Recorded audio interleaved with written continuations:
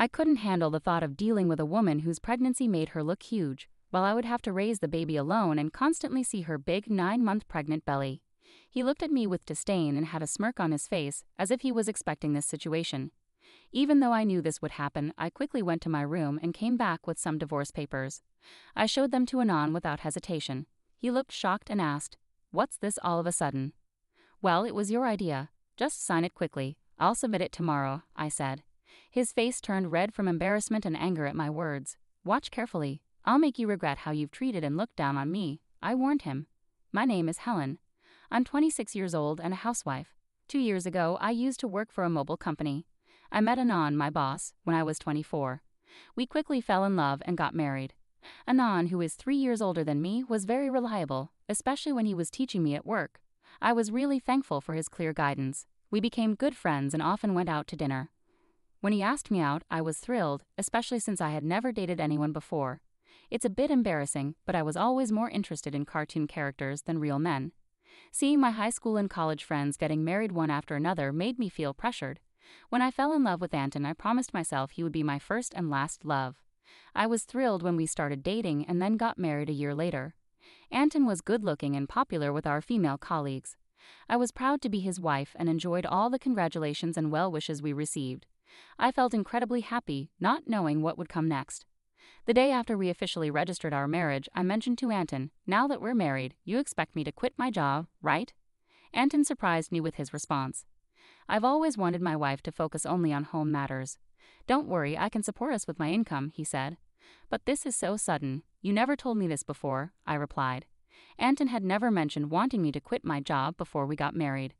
I had taken the job based on my father's advice, and quitting without notice didn't feel right. I wanted to explain, but Anton's silent gaze made me stop talking. "I should have told you earlier, but it's too late now. Starting tomorrow, you don't need to go to work. I'll take care of the handover," Anton said. The news that I had to start staying home from work the next day hit me so suddenly that I felt dizzy. But Anton's decision was final, and since he had been my boss, I couldn't argue. Even though I had to leave my job without a proper goodbye, I was committed to making our marriage work. I focused on household tasks and tried hard to meet Anton's expectations. I cooked meals, especially his favorites, hoping for some recognition. Even though Anton never commented on the food, I longed for a bit of appreciation, especially after giving up my job and losing my previous recognition. One day I asked Anton, "Is my jacket clean? I have an important meeting tomorrow." "Yes, of course," he replied, showing his old-fashioned and commanding side. I reminded myself how lucky I was to be married to him and tried to meet his expectations. Without a personal income, I relied on Anton for everything. Our relationship often felt more like a boss and an employee than a husband and wife, but overall, our married life was relatively smooth. One day I fell ill and couldn't get out of bed. Feeling too weak to do housework, I planned to catch up on it the next day. Anton came into the room and, looking angry, demanded, "What are you doing? Get up and make some food," while kicking the blanket off me.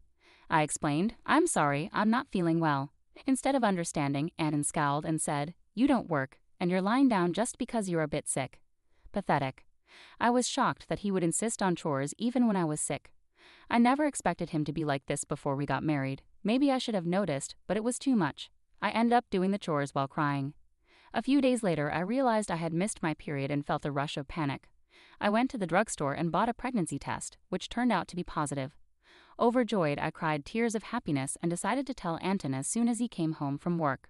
That night, Anton came home after midnight, smelling strongly of alcohol and staggering as he walked. I was surprised at how drunk he was, especially since he hadn't warned me. Despite having prepared dinner and wanting to share my pregnancy news, I decided to tell him right away. My excitement got the best of me, and I shared the news with my tipsy husband. "I haven't seen a doctor yet, so it's not confirmed," I said, trying to share our exciting news. But Anton's face turned dark as he replied, "A child?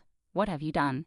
His tone was colder and more severe than I had ever heard. "I don't want a child. This is the worst. If you're going to have it, you'll have to take care of it yourself." His harsh words shocked me. He angrily undressed and went to the bathroom. I couldn't understand why he was being so irresponsible about our baby. The happiness I had felt moments ago was replaced with deep sadness. He had never said he didn't want children before. We hadn't been using contraception, so I assumed we both wanted a family. As I was hanging up Anton's jacket and about to take his shirt to the laundry, I noticed something in the pocket. "What's this?" It was a piece of paper that felt like a receipt. At first, I thought it was from tonight's event and was about to throw it away, but then I saw the name of the place. Is this a motel? My hand shook as I realized it was indeed a motel receipt. This discovery shocked me deeply. I wondered why Anton would behave this way. Marriage is supposed to be about love between two people, especially since we'd only been married for just over a year. I had spent years dreaming of romantic relationships but never really experienced one. I couldn't immediately accept this painful truth, but the idea of Anton cheating started to make sense. Were all my doubts about him using me as a servant while loving someone else true? Was this the reason he reacted so harshly to the news of my pregnancy? As I struggled with these thoughts, I started to feel nauseous and began to suspect that something was seriously wrong.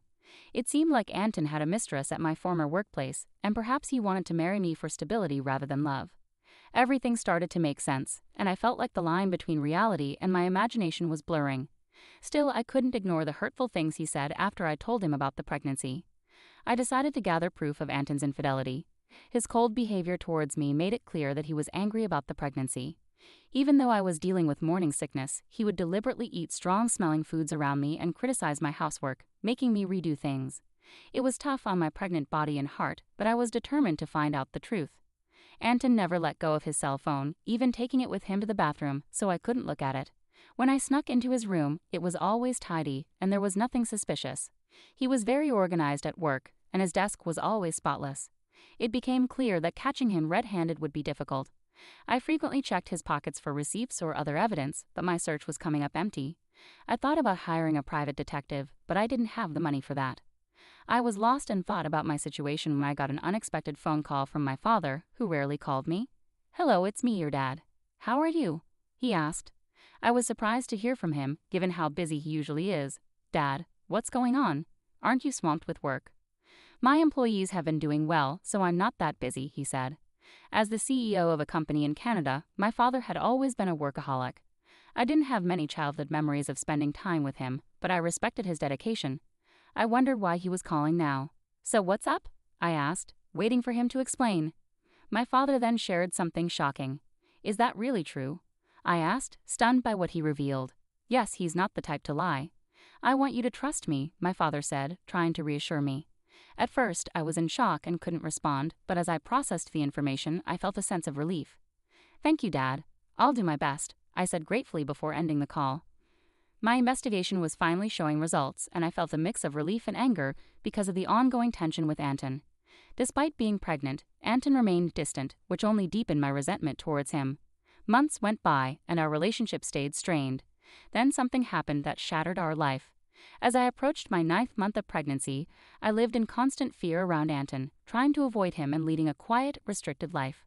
One evening, while serving dinner as usual, Anton came home, and we sat at the dining table. As I ate silently, Anton suddenly slammed his fork down. "What is this? It's tasteless," Anton yelled, throwing the food I had cooked onto the floor. I was shocked by his outburst and struggled to understand what was happening. My frustration grew as I saw my meal discarded. Anton complained that my cooking had been bland recently, but I had been using less seasoning to make the meals healthier for everyone during my pregnancy. If he didn't like the taste, he could have added some salt himself. There was no need to throw the food on the floor. As I was about to speak up, Anton sneered and made a hurtful remark. "I don't want a woman with a belly like a monster. You'll have to raise the kid by yourself," he said with malice and a cruel smile. I had feared this day might come, though I had hoped for a different outcome. Quickly, I went to my room, grabbed some documents, and returned to show them to Anton. "Here are the divorce papers," I said, pushing the documents towards him. Anton looked stunned and asked, "What the hell? What's this all of a sudden?" "Well, it was your idea. Just sign it quickly. I'll submit it tomorrow," I said. I had been thinking about divorce ever since I suspected Anton's infidelity. With a baby on the way, I wasn't sure if I could manage on my own, but now I had a new plan. My determination seemed to anger Anton. His face turned red with rage. "Just wait. I'll make you regret every moment you looked down on me and tried to control me. Do you think you can manage without me? You'll have a baby to care for, and you'll regret it." I stayed firm and unshaken. "I'll be fine. Don't worry about me," I assured him. Maybe annoyed by my resolve, Anton grabbed the divorce papers and started filling them out. "Here you go. If this is what you want, it's yours," he said. "Thank you," I replied. Anton probably didn't think I would actually go through with it, as he handed the papers over without much fuss. The next day, I submitted the divorce papers and left the house. I knew he'd be surprised when he came home from work to find out. After that, I moved to my parents' home. My father had returned to the US from Canada and suggested I stay with them. It was the right choice for me as I was fed up with life with Anton. I was deeply grateful to my father for his support. On the day I left our home, Anton called me 3 times, but I ignored each one. Eventually, he stopped calling. It became clear that I meant very little to him. He was probably happy with his mistress and might even be planning to remarry. I decided to move on from Anton. 6 months later, I had a baby who was born safely, and I was living happily with my parents. While enjoying this peaceful life, Anton called me again. At first, I ignored his calls, but after he persisted, I had no choice but to answer. "Hello, what do you want now?" I asked, tired of his calls. "Hey, what's going on? Why were you on that show? And since when are you the daughter of a CEO with millions of dollars?" Anton's voice was filled with surprise and anger. It turned out he had seen a TV show about my family's lifestyle, which aired after I moved back with my parents. After returning to my family's home, I was approached by a TV station because of my father's role as CEO of a major global tech company. The show featured the luxurious lifestyle of CEO families, and they filmed at our house, discussing our family's wealth, which was estimated at around $10 million. I never expected Anton would see that show, but the reach of television is truly powerful. "Oh, by the way, I didn't mention that I inherited $33 million, which is why I was able to divorce you," I said. My father had told me about this inheritance, and it gave me the confidence to live comfortably even after leaving Anton. Anton's reaction was immediate and furious. "What? That's unfair. Why didn't you tell me about this before? Half of it is mine, right? Give me the money now." I replied calmly, just as I suspected after seeing the show. "All you can think about is getting money from me. Gifts from parents aren't included in the property division, and don't forget your own actions." Anton looked confused and asked, "What are you talking about?" "I'm tired of your anger, Anton. You called me. You should know you can't blame me for what you did. You cheated, didn't you? With your new wife, who's a junior from your company? You started seeing her even before we were married," I said. Anton was clearly shocked by what I knew. I finally had the upper hand. "Did you think I wouldn't find out? My father has many connections in your company, and one of them told me about your affair. I haven't mentioned it before, but I will be demanding child support," I declared. Anton, still in denial, argued, "Stop kidding. Why should I pay child support? It's all your fault. You got pregnant on your own and didn't keep up with the housework. It's your fault." I was stunned by Anton's refusal to take responsibility and his blame shifting. I couldn't believe I had ever been married to someone so unreasonable. It was clear I had made the right decision to leave him. "Anton, I'm broke. My wife spent all my money, and now I'm in debt," he lamented, but I wasn't moved by his pleas. I was angry and incredulous at his refusal to acknowledge his mistakes. I had no desire to deal with someone so unreasonable ever again. Gripping my phone tightly, I prepared to end the conversation. "What are you talking about? Do you even realize how ridiculous you sound? I never want to deal with you again. I'll have my lawyer handle the child support. Don't call me again, and you won't see the child anymore. Goodbye." After expressing my frustration, I quickly hung up the phone. I blocked Anton's number, took a deep breath, and felt a sense of relief. It was over now, and I hoped I wouldn't receive any more calls from him. I was determined to protect my peaceful life. Just then, I heard my baby crying from the other room and rushed to comfort them. It turned out that Anton started paying child support every month. A former colleague of mine mentioned that Anton's new wife was a big spender, and he ended up using debts to cover his living expenses. It seemed Anton had hoped to get a share of my inheritance by reaching out to me, but since he didn't get any money from me, he was now facing more expenses than his income could handle. He struggled, possibly because things were going poorly or because he couldn't stand being looked down upon by his colleagues. Adding to his troubles, he only started searching for a new job after leaving his previous one, which led him to financial difficulties. Hearing this didn't make me feel sorry for him. I felt he deserved the hardships he was facing.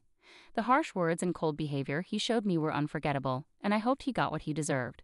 Meanwhile, I'm enjoying life with my parents and my baby. With no financial worries, I'm excited about the future, especially since my father mentioned passing the company on to me. I'm ready to work hard, just